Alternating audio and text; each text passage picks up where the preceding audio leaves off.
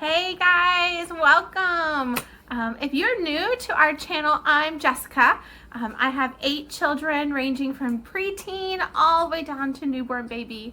I'm a homeschool mom of 9+ years, and I run a nonprofit organization in my spare time. So welcome. I just wanted to share a little bit. I've had a lot of people ask about how we do different aspects of our school day. And so today I just wanted to tackle geography.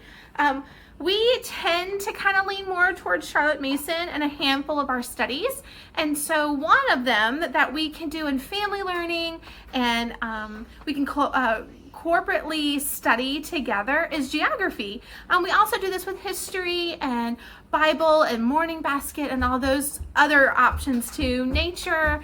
But one that we really do is geography. So a few years ago, I kind of created my own curriculum for what I wanted to do, and then I realized that a lot of people do things similar to that. So at a conference, I heard about these 2 amazing books, Hungry Planet.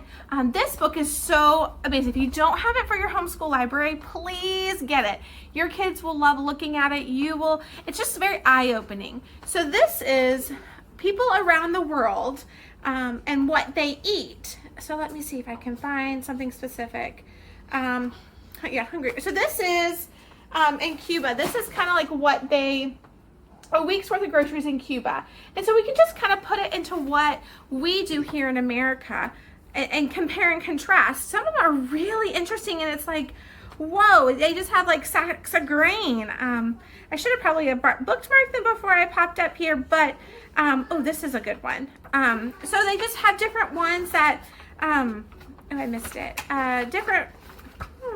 Hold on. So this one is really cool. Really interesting.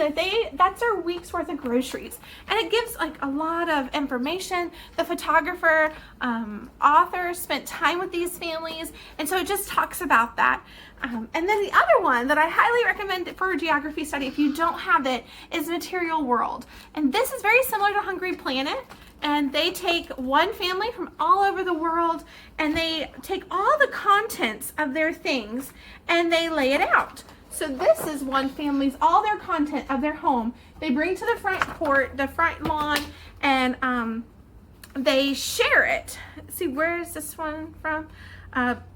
I'm not sure how to pronounce it, so I'm just not going to. But they take different places from around the world and they show you. So it's really eye-opening to get the culture and the vibe of that place. Because here in America, we have, a certain level of things that we have, or we own, or we eat. But just to be able to get that taste of what's around us.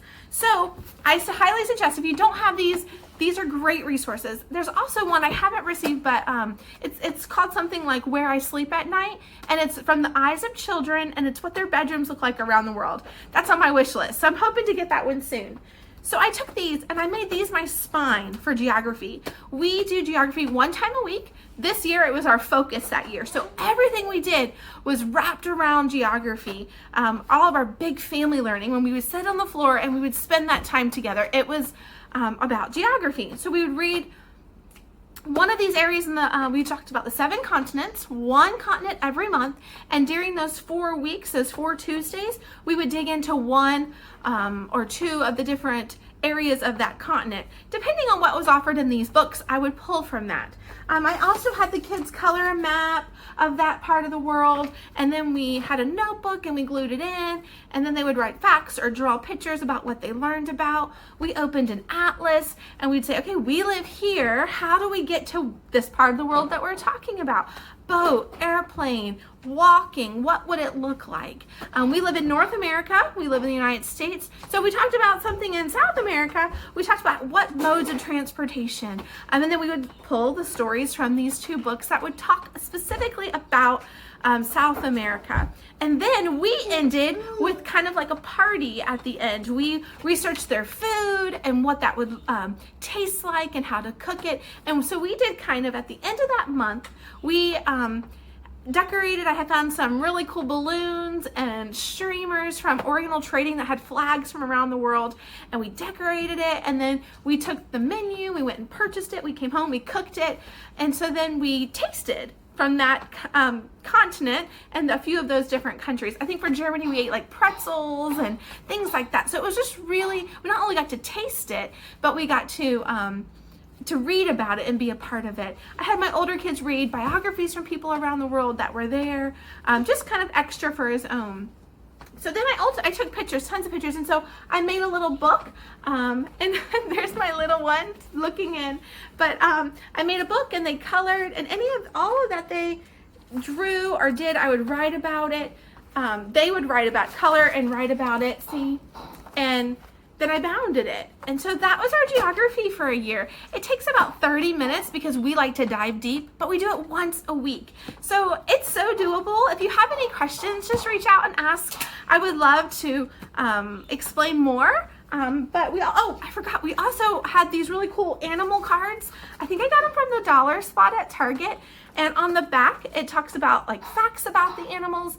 And so I would pull these out, whichever continent we were talking about, and they got to do the people, the culture, the animals. And we did a continent song. We always started off with a continent song, and by the end of the year, like they were singing it all the time. So you might want to wonder if you're going to do that. But I hope you were able to see how we do geography studies. Super simple, super easy. It's not super intense and crazy and insane. So that's how we conquer it. We do have, during calendar time every morning, my upper elementary, my middle school will complete a workbook, one little page a day, and it just talks about maps and stuff. But that's kind of more just to continue the learning. It's nothing, I think it takes them like 4 or 5 minutes. But I hope you were able to, like I said, get something and join us in this homeschool journey.